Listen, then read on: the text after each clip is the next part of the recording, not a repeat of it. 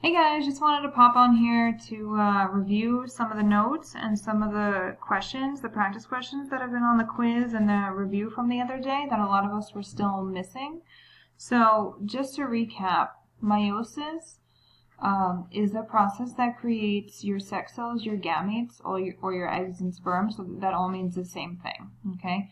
The sex cells are genetically different, it creates variation, and they have half the amount of genetic information or DNA as the parent cell. So the cell divides twice, starts with 46, divides once, divides again. You have 4 daughter cells that have 23 chromosomes in each one.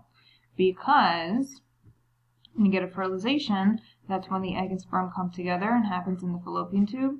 It produces the zygote. Okay, so when the egg and sperm come together, you have the zygote, so 23 chromosomes plus 23 chromosomes makes 46. So meiosis has to happen first because you have to have your eggs and sperm. Then they come together in fertilization.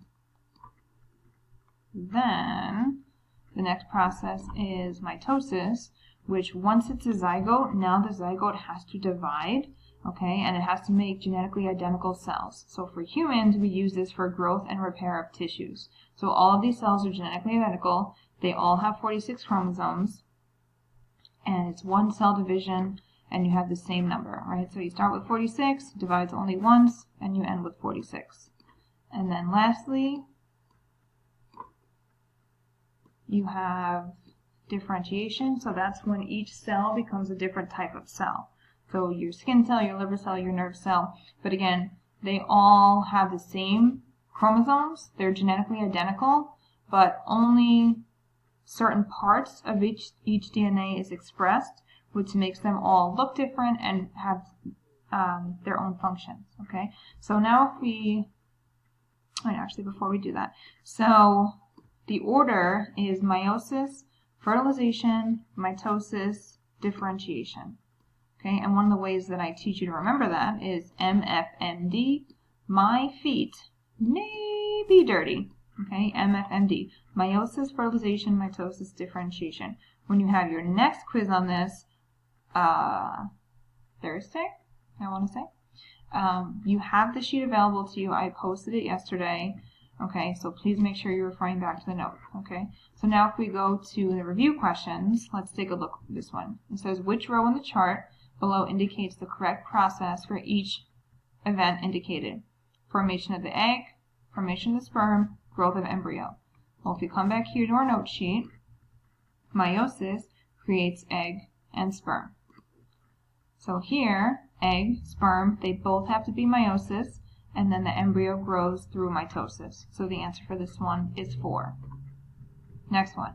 For a human zygote to become an embryo, it must undergo, so if it's a zygote, it's already been fertilized. Okay, so fertilization has already happened. The next process is mitosis. They tricked you a little bit because I wrote it as mitotic divisions, but that's just a fancy way of saying mitosis. So this one was also 4. This one, diagram below, represents form of cellular reproduction. As a result of this process, offspring 1 and offspring 2 will have. So if we look at this picture, and then again come back to our note sheet, we see that that is the same picture as mitosis, and they are genetically identical. So then you would have the same number of genes and the same trace. So they're exactly the same when it looks like mitosis or asexual reproduction. Okay. This one, so you have 2 cellular events, A and B. Which row in the chart below correctly identifies the process in which these events occur? So again, one cell splitting into 2. That would be similar to this, which is mitosis, also called asexual reproduction. When you have 2 cells coming together to form one, that would be what happens in fertilization. So that would be sexual reproduction. So the answer for this one was 1. A is asexual, B is sexual. And then lastly, most of us got this, but just wanted to review. So this is the female reproductive system. These are the ovaries that release the egg.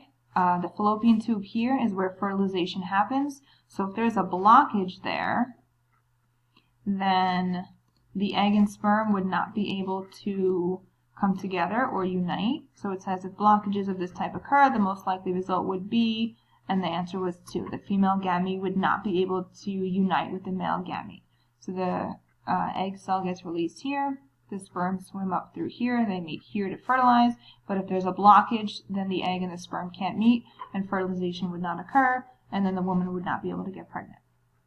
All right, so use this video, use the notes, review that, and you will do great on your next quiz. All right, thanks guys. Bye.